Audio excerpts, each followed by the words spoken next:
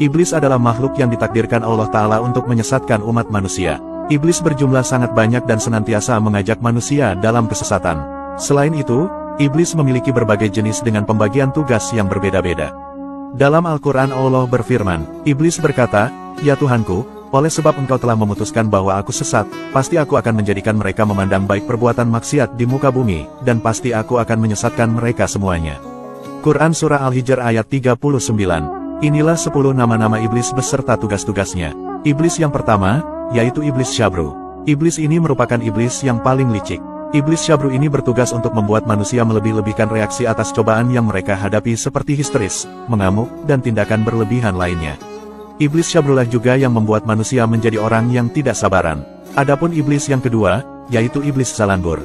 Dia adalah iblis yang selalu menghasut manusia untuk berbuat curang dalam berniaga.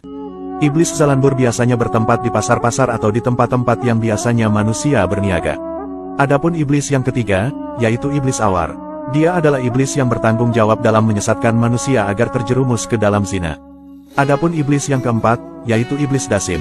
Iblis ini adalah iblis yang paling ditakuti oleh manusia. Iblis ini bertugas menebarkan kebencian antar sesama manusia terutama pada pasangan suami istri. Iblis Dasim akan berusaha membuka aib pasangan suami istri atau memfitnahnya hingga mereka akhirnya bercerai. Adapun iblis yang kelima, yaitu iblis Wasnan. Iblis ini bertugas menggoda manusia yang ingin berbuat kebaikan atau belajar agar mengantuk lalu tidur atau bermalas-malasan. Iblis Wasnan jugalah yang memberikan kesegaran pada orang yang hendak berbuat jahat. Adapun iblis yang keenam, yaitu iblis Walhan. Dia adalah iblis yang paling mengganggu manusia ketika bersuci. Iblis Walhan adalah iblis yang selalu menghalangi manusia untuk bersuci secara sempurna. Adapun iblis yang ketujuh, yaitu iblis Saud. Dialah yang bertanggung jawab atas kabar hoaks yang menyebar di kalangan manusia. Dia adalah musuh besar bagi orang yang mencari ilmu dan kebenaran. Dia juga yang membuat manusia mudah percaya dengan berita hoaks. Adapun iblis yang kedelapan, yaitu iblis Khanzab. Dia adalah iblis yang paling mengganggu manusia ketika melaksanakan sholat. Dia juga yang membuat manusia tidak khusyuk dalam sholatnya. Adapun iblis yang kesembilan, yaitu iblis Tibir. Iblis ini adalah iblis yang menggoda manusia agar mudah marah dan emosi. Dia juga yang menanamkan rasa dendam dan iri ke dalam hati manusia.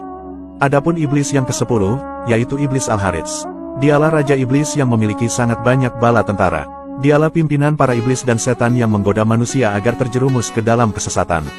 Menurut Islam, setan dan jin merupakan makhluk gaib tak kasat mata yang senang mengusik manusia. Rumah yang ditempati tanpa disadari juga bisa menjadi sarang jin. Kehadiran jin di rumah biasanya menyebabkan berbagai gangguan seperti menakut-nakuti, menciptakan permusuhan, serangan sihir dan lain-lain. Berikut tanda-tanda rumah menjadi sarang jin. Tanda yang pertama, penghuni rumah sering mimpi buruk. Tanda yang kedua, adanya perasaan tidak nyaman dan panas di dalam rumah.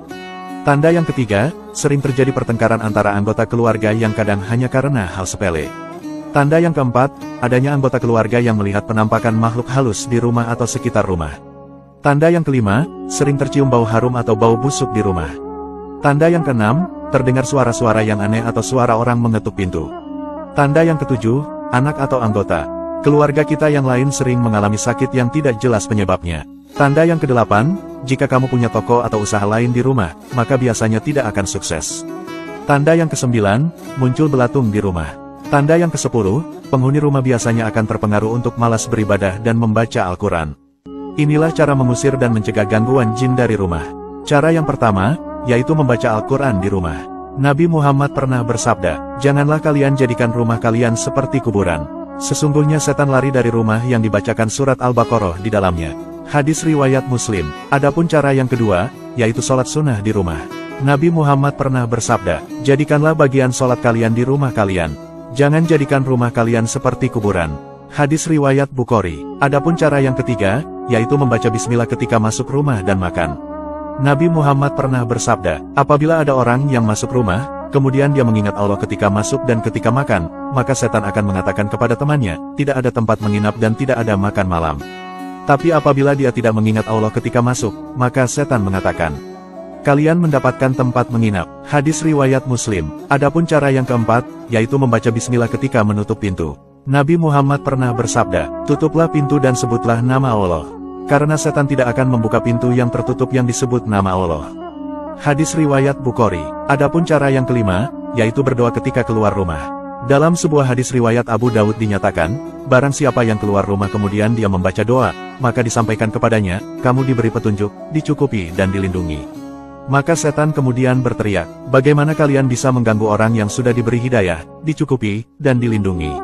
Adapun cara yang keenam, yaitu jauhkan rumah dari gambar-gambar bernyawa. Nabi Muhammad bersabda, sesungguhnya malaikat tidak akan memasuki rumah yang di dalamnya ada gambar. Hadis riwayat Bukhari. Adapun cara yang ketujuh, yaitu menyemprotkan air ruqyah di sudut-sudut rumah. Jika memang telah terasa ada gangguan, maka hal ini bisa menjadi solusinya. Ambillah air secukupnya lalu masukkan dalam botol parfum, kemudian bacakan padanya ayat kursi, surah Al-Fatihah, Al-Ikhlas, Al-Falaq, dan Anas masing-masing 3 kali. Setelah itu, semprotkanlah air itu di sekitar rumah kamu mulai dari pintu, jendela, ventilasi, dinding, lantai, dan sudut-sudut rumah.